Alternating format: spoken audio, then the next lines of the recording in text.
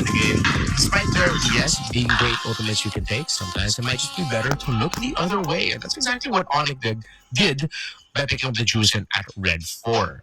But again, we return to one of the breakout stars of this tournament's draft, which is the Melissa getting prioritized by Onic. Yeah. And with it even reaches to a point where it's like the first pick for some teams, right? Yeah, so Melissa seems to be the marksman of choice right now because it just needs to hit a specific timing. Just has to wait for its XP later to be tanky enough, get its own 3-item power spike, and all of a sudden it's a threat. And the really good thing about Melissa is that it can actually be a threat even when it's pushing and when it's sieging. You saw how Kelra was able to utilize the muddles so that they can easily push. Geekay Esports decided to ban the Uranus, the Uranus instead of the Barretts, which was banned by Onic, if I'm not mistaken, in the previous game. So I think Onic will not ban the Barretts anymore. They will just maybe take away Marcel, perhaps, and then claim that badge for themselves. Okay, no Harley. So they're forcing Kirara as well as the Marcel decision, but Geekay Sports will be the wiser and will pick up his Barretts instead. Yeah, that was the right call. You could tell that they were trying to bait GK into it. But even a slight reaction there from Kyrie, I feel like that's a sign. It's like, oh, they didn't fall for it. They went ahead and picked it up. But hell, they still get a tremendous tandem in the Marcel and the Hirara, so it's not really a problem. But GK are quick with it. They go ahead and pick up the Paquito. Let's see if they'll still go for the Eudora or the... Oh, Melissa actually might be great. No, you already have your Paquito, you already have your Barretts that is free for you. I don't think that they will want to pick up the... Oh, okay, so they just pick up the Eudora. Right, Onic. It's Q-Dora, it's Q-God, man. Q-Dora, yeah. Okay, so Onic, is this Melissa or will it be Esmeralda? So that... Oh, wait, Esmeralda's banned. So we might actually see Lupi play a different kind of hero or a substitute to the Uranus as well as the Esmeralda, but I can't think of anything else actually. So they might change this up. What else is what? It's a late. Alright, so here's the thought. There was the time when I was working with Onic, right? And that was a long time ago. Coach Yeb likes to play, and Onic in general likes to play late against Barretts because the idea is Barretts will always be in front, and you will always have a vessel for the duality passive. Yeah, as well as the dispersion is what it's called? Yeah, dispersion. To always hit and ricochet to the other members of your opponent. So, probably is the idea. But to pick it up third pick, that is quite interesting, actually, for Onic. Well, as you put it, it makes it easier in terms of the team fighting. They're expecting that there's going to be a lot of front-to-back action here, but I think what Onic might have overlooked is the way Quano plays this Eudora is he makes the front-to-back look like it doesn't even exist. He'll flicker forward, he'll get that combo off, and then it forces the formation break. Or Onic are going to be looking towards taking care of their map incredibly well and just maximizing the speed of rotations that you can get with Loie and the Marcel together. Let's see. Maybe they've cooked up some very unique takes here and a combination with this Loie pickup. Now they're losing their gold lane options. The Melissa gets banned out here by GK.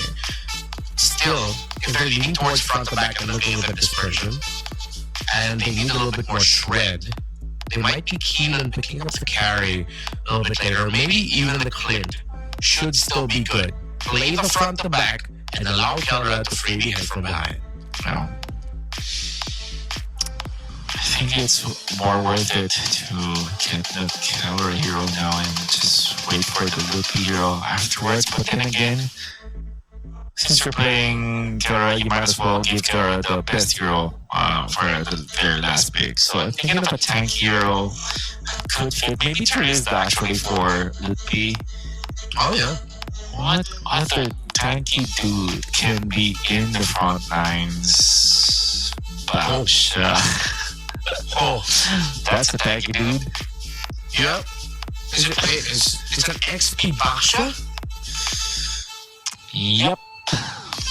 Oh, they're throwing it way back. This is some M2 level trainings from the EXP with Basha and Paris and the EXP. Go way back, and now here comes Ling making a comeback. It's a golden Paquito.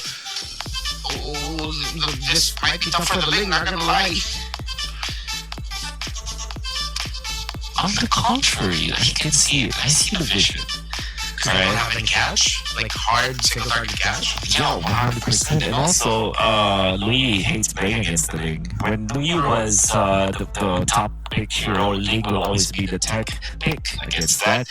So that could be an option. Now, Paquito, what will you now pick? Kelra up against that hero. Well, Brody is available, and I think it's just a very safe pick. They go for the Ruby. Oh. Actually, one of the traditional answers is the Ling. Yeah? Not gonna lie, I think I like Geekay Esports is line up better. Yeah, it's very sound ideas around it. Maybe just this early low-E priority might be good. Onic might be playing a little bit, but if you see the vision and the idea behind it, well, Geekay go for just something a little bit more familiar and something we're a little bit more used to. But Ruby's in the gold lane, especially if it's going to build full damage, I feel like has been a nightmare for many of us, surprisingly going up against it in our end games where we're suddenly always wondering, why can't we kill this Ruby and why does it hurt like a truck? Maybe that's what they're banking on Onic and what they're hoping this Ruby could be. But if we just follow the current trends of the metagame, Geekay looks like they might be on the way to forcing a game 3. Well, see how good they are with it. Alright. There's something that we will be able to discover after this how the EX lane. And already we're seeing some benefit for picking up this backshot with this leashing actually is one of the best heroes to actually move for your jungler. And up against that, there was a time, and I'm not gonna lie, there was a time the backshot was the answer to the bats. And that was around N2, around Season 6. In fact, because of the anti-heal properties, and you generally don't care about each other. But if you get hit by Loopy's plates, you can easily be taken out eventually. Shen might be the first one taken out of here. Perfect stun there by Guano to stop Kyrie and Kaboy from completing the kill onto that Belric. But Onic did get a small win. They forced out the flicker from the Belric. So no surprise takes here. And let's see, maybe, if I remember correctly, the box the last time we saw it, it had one simple job. Especially in the EXP lane, back in M2, you just keep diving the back line. You drop down that poison to break that formation, and then now all hell breaks loose for the opposing team. Wonder where Because it can survive the burst of the Eudora. Yes. There's not much to jump onto apart from the Eudora. But you do have that extra anti-heal that can also be a problem for both the Paquito as well as this Paras. And of course, the Belric.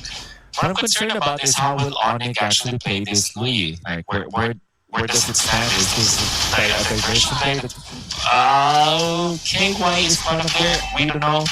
But they did take our Chrono. Which is a fair trade, a really good trade for Onic. Now they will take the turtle with it. So much tanky boys right in front of you. The Paquito and the Ruby aren't even here just yet. Look at Aizen melting, struggling to get away from this Basha. but you still have Zeno Bomba close by. He looks like he went a little bit too early. He still has some execution, but Sans skips the last hit onto that turtle, looking out, trying to run away from this. Yaga gets the kill onto Carry. Looking brought down really low, but GK Esports decide to back off. All things considered, I think they have the better trade-off. They were able to feed a kill, an assist for Zeno, a kill for Yaga, the gold laner. They denied some minions away from the Baxia. So, Aizen was quick to react onto the top lane. Just a teleport play. Not going to be able to take down Quantum. Honestly, still level 3 at this point, now level 4. That death up top was really detrimental to the levels and experience of this Eudora. However, GK Esports gonna be happy with whatever happened. Every time the lane does not die in neutral objectives, it's good. Yaga gets spotted out. Kyrie, Sans, and Kelra. The teamwork to get a kill onto the gold lane Paquito. Be opening up a little bit more room for Kelra to farm in the bottom lane, expediting the process of his farm. Sweet now for Onic as Kelra, the Ruby, being fed 1 assist as well. And will actually be able to get a double lane setup for himself. And the good thing about this Ruby is that it's very spammable. They want to go for Aizen. Tanky duo. Yep, not the best target to actually try to eliminate at this point. They whittle him down a bit, somewhat. Yaga gets a couple of hits there on the turret. A little bit more gold for himself to recover. Bomba, Zeno, yes. The gold crab. I don't know why. I think it's just because you're so used to calling Kid Bomba Bomba that I can't help but call Zeno Bomba just Bomba also. Yeah.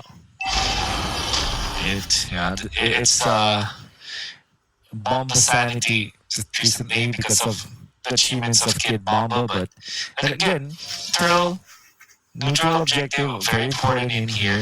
I think I'll use the Louis just to transport the Baxia into the fight. Okay, so that's exactly what's going to happen here for Onic. Diversion is just used to really just an express way for the split pushers of Onic to get into the neutral objectives, which will now commence.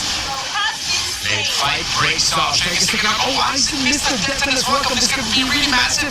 But the missiles and the knockback brings Onic a little bit closer to victory, actually, even though they're the ones that get hit by it. And turtle number 2 will be going to Onic. See if they can build that into an even bigger way. That's Yaga trying to create the mini wave in the bottom lane. Looking to decide to go in for the dive. A little bit of a side step and a flicker, but they decide to dive the tower. Instead, Yaga falls to Onic after Turtle goes to them. 5 people in for Onic. They take out 2. They will be able to take the turret as well. Zeno just decides to split push. Smart play coming out from Zeno, given what is the situation there for their team, as was a quick elimination onto Shen. And don't run Wolf King from Kelra. Perfect. Looking now, it goes there once again, stacking one is down. Now they wanted for the rest of the drive, but it goes golden hour. The counter, the play, coming up from GK Esports, trapping 2. And of course, the Louis with breath of duality passive. After the golden hour, that was the tech that we were looking for. Kyrie diving in, being teleported. Oh, Zeno misses the shot. Kyrie is going to survive despite him diving too deep. And Onic is showing us a new tech with this Louis in combination with this Marcel. Louis, Marcel, Ruby, on a close range, but Quanok again gets the burst of a lifetime. But Yaga quickly gets answered. Ruby decides to go forward with the shield unity. Kyrie, high frame, takes out Quanok, gets the damage off. But with Aizen, Zeno, and Shen all healthy, Kelra, Sans, and Kyrie all back off. This combination is nasty from Onic. It's like it will suck you in. It will just group you up, and it will not let you go and slowly eat you up. That is crazy tech by Onic that they're showcasing. Oh yeah. I saw that there is little to no reaction that GK Esports were able to do afterwards. They lost 2 of their members immediately after the golden hour. And fortunately for GK Esports, Zeno is still alive. And Zeno is able to farm up top. Kelra smells something awry at top. Yep, Sans. Again, Sans is more like a ride-hailing app, practically. Yeah. Look at this. I mean, yeah, he literally grabs his team with him and takes them wherever they want to go. Oh, but here comes Pedal to the Metal. It's Gus for Onic. They go forward. They get the pick off onto Shen. And Geekay immediately back away from the turtle. It's all three turtles going to Onic in game number 2. We'll take it. They will now force the issue into the middle. They know that Pito is up top. They wouldn't recognize him. This time Zeno threatens for anything. He's just overseeing the operation. Like, no, I saw this is the Victorious again. And he's punished for it. Damage coming out from bottom. Out to the Giant as well. It was the golden hour for the counter. Papayato onto the backlines. But he's quickly stopped by Kelra. Second skill to stun him down. And now carrying the iframes to take him out. With the help of Kelra, they eliminate the Paquito. Now Keyboy controlling Shen. Shen taken out by Signs. Perfect movements coming out from Onic on using Loopy. And now Kevin jumps in. Onic is dead. Just like that. You cannot be stationary against the members of Onic because everybody can just snag you away and take you down. What is this lineup? Absolutely disgusting by Onic. And it looks like they've trained and practiced this for a long time with how smooth they're playing it. The flicker, I'm offended, and all of the layering of crowd control before that. Yeah, it's a problem for Geekay because they're literally immobile against all of this crowd control, the constant procs of the duality and dispersion coming in from Sans and his Low Yi. If you blink and look, if you squint and look at it a certain way, this lineup was built for the Low Yi as the centerpiece, and they go again. Aizen gets taken down. Kyrie is godlike, even with the anti-dive heroes to the side of Geekay. There's just too much crowd control, but finally Onic might have been more than they could chew. They finally access Sans, but he's safe, he's free, because he is well protected by the other members of this crazy-ass lineup. And you can see the reaction coming out from Onic. It's as if they were expecting Yaga to go in. The moment that the Paquito went in with the flicker, they knew exactly what to do. But it wasn't the flicker that Yaga used, but the mobility coming out from the Paquito and the potential burst onto the backlines, able to react, protect themselves, heal for each other. Reaction time coming out from Onic is pristine. And this chaotic lineup that we thought does not make sense, the backshot from the EXP, the Louis third pick, we didn't know that it could be as smooth as this. And Onic, Coach Yeb, CW will never doubt you again.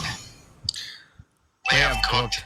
I guess it works out very well for them too that it's into a lineup with a Paquito gold lane. Yeah. I would have liked to see how this lineup would have fared with a longer distance poke marksman, but I feel like it also might not have made that much of a difference. Onic would have just continued diving, continued fighting.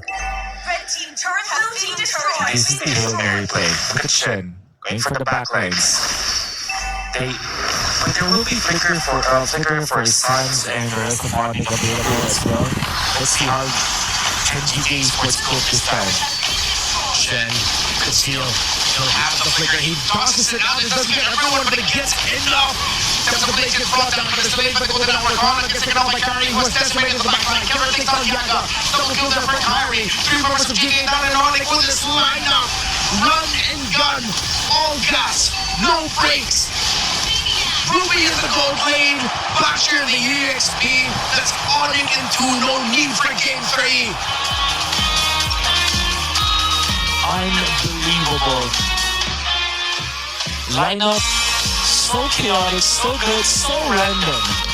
You would think that it will not win, but Onic have rehearsed this, practiced with it, and showed us how it's done. New text unlocked by Onic Indonesia.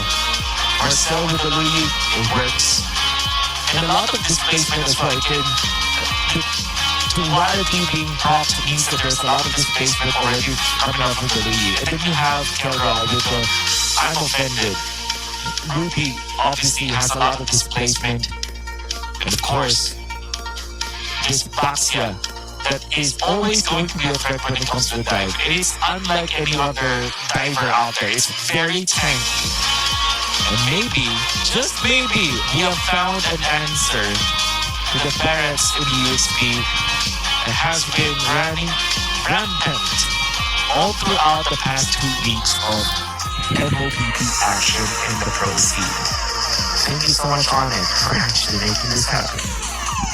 Time is a flat circle. It seems like we're quickly running through the history of MLBB, except of course people constantly just whipping out sabers and Karinas back when they were absolutely busted. But what's next? Again, it's like what, in 3-4 weeks, maybe midway through the next MPL season, suddenly there's a team bringing back full-on Ubis somehow. But this meta game, just when we thought we have settled in, here comes Onic. And you have to put Geekay up there in terms of going for 90 or going for damage in EXP. Up to you which one seems best for the scenario. In this age where the assassins have made a comeback too, you go into this what almost looks like rollless, formless lineup harkening back to the preset role era of MLBB where you have Ruby, you have Low Yi, Marcel, and you have a clear carry in the old idea of it all in the Hirara. But again, if you squint again, it looks like this lineup is built up for Sav, and it's just Kelly was somehow getting the last hit. It's crazy how versatile and how formless this lineup of Onic looks like. Only the best minds in MLBB can actually conjure this kind of composition, conjure this kind of lineup. And it seems like at first you would think that we're just picking heroes that counters one specific hero over the other team, and then it's a mishmash of counter heroes. But then when you see it in action, it actually has some synergy to go with it. At the end of it all, Kyrie was just phenomenal with this Hirara, and I think that a lot of teams are giving way too much of a leeway for Onic. Every time they are giving Hirara to Kyrie, we saw that in the third place match, we saw that all throughout the 4 games that we've seen Onic play in games of the future, and that's something that you have to be wary of. And I think that we have come to an age where it's now Kelra's time to flex his hero pool. Because I know this kid, he can play so many heroes. I feel like him with Kyrie and the rest of Onic, with the coaching staff of Onic specifically, is getting empowered to showcase his hero pool actually. Yeah, where it's not just all about the gold laners again. He came in at a time where some of the best gold laners that you could play was actually an Alice. So this young man definitely has it in the bag to be able to pull out unique picks in the gold lane. But of course, the MVP of the game, Kyrie, you said it, realized and acknowledged 931 of the gold GPM, only one death. 12 kills, a maniac, 6 assists. You can no longer give this hero to him. It's going to be too much to ask for your team to respond and draft towards it.